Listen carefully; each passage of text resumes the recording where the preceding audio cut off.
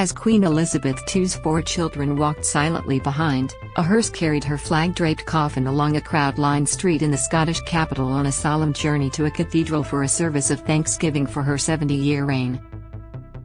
4 days after the 96-year-old monarch died at her beloved Balmoral Castle in the Scottish Highlands, a military bagpiper played as her oak coffin, draped in the royal standard, was borne from the Palace of Holyroodhouse in Edinburgh and placed in a hearse. King Charles III, dressed in army uniform, and Princess Anne, Prince Andrew and Prince Edward walked behind as the hearse travelled to St Giles Cathedral, flanked by a bearer party of the Royal Regiment of Scotland and a detachment of the King's Bodyguard in Scotland, the Royal Company of Archers. Read more. Sudden announcement of new public holiday causes complications once inside St Giles. The coffin was placed on a wooden stand, and the Duke of Hamilton and Brandon placed the crown of Scotland on top.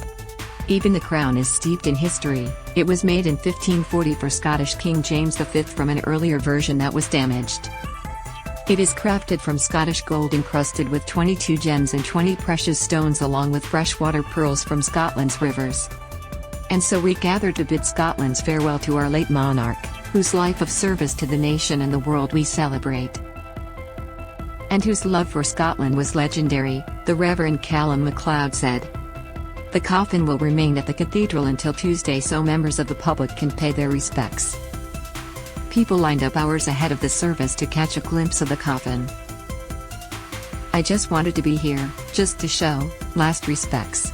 I cannot believe she is dead, Marilyn McClear, a 70-year-old retired teacher, said. I know she was 96, but I just cannot believe the Queen's dead. So I think it will be a nice, well, it's not nice to see a funeral, but I think it will be a thing to remember if I see it passing by. Read more. What we know about plans for the Queen's funeral. One man appeared to shout angrily at the passing hearse, while others called out, "God save the King." But the procession was greeted mostly with a respectful silence under blue skies flecked with white clouds.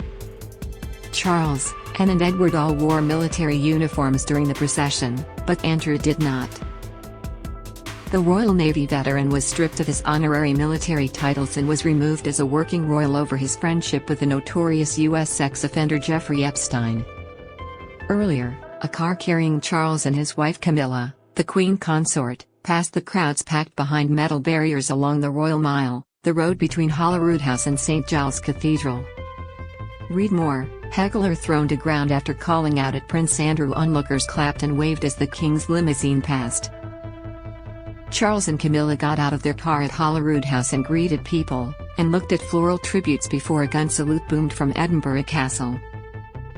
Earlier, in London, Charles received condolences at Parliament and told lawmakers he would follow his late mother's example of selfless duty.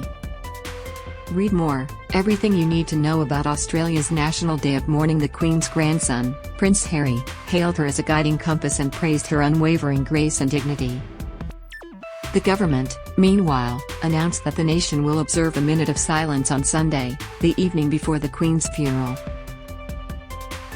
The moment of reflection will take place at 8 p.m., 5 a.m. Est. People were encouraged to mark the silence at home or at community events. Hundreds of lawmakers crowded into the 1,000-year-old Westminster Hall at the Houses of Parliament for the service, rich in pageantry, in which Parliament offered its condolences to the King, and he replied. A trumpet fanfare greeted the King and Camilla as they entered the hall, which was packed with hundreds of legislators. Read more. Strict rules in place for saying farewell to the Queen. Charles told members of the House of Commons and House of Lords that he would follow his late mother in upholding the precious principles of constitutional governance that underpin the UK's political system. The hall, with its magnificent hammer beam roof, is the oldest part of the parliamentary complex, a remnant of the medieval Palace of Westminster that once stood on the site. As I stand before you today, I cannot help but feel the weight of history which surrounds us and which reminds us of the vital parliamentary traditions to which members of both houses dedicate yourselves, with such personal commitment for the betterment of us all, Charles said. The ceremony was held in Westminster Hall because monarchs are not allowed inside the House of Commons.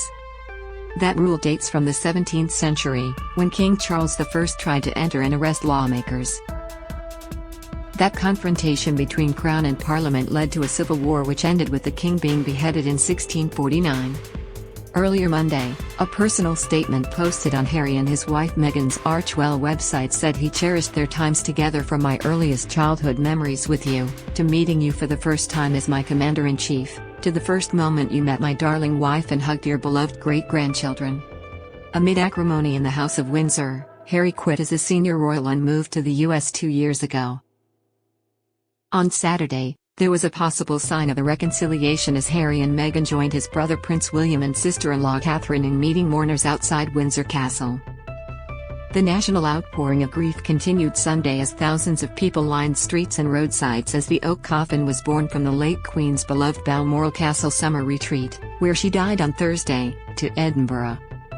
In Edinburgh, the king will walk behind his mother's coffin as it is slowly transported from Holyroodhouse to St Giles Cathedral, where the crown of Scotland will be placed on the coffin ahead of a service of prayer and reflection on the life and 70-year reign of the widely cherished monarch. The Queen's coffin will lie at the cathedral for 24 hours, giving members of the public a chance to file past and pay their respects. On Tuesday, it will be flown to London where the coffin will lie in state at the Houses of Parliament Palace from Wednesday afternoon until the morning of the funeral on September 19. Authorities already have issued rules and guidelines for people wanting to pay their respects in London, with a long queue expected. After visiting Scotland, Charles embarks on a tour of the other nations that make up the United Kingdom. He visits the Northern Ireland capital, Belfast, on Tuesday and Wales on Friday. Read more. The life and achievements of Queen Elizabeth II. Harry's statement ended on a poignant note alluding to the death last year of his grandfather, Prince Philip, saying that we, too, smile knowing that you and Grandpa are reunited now.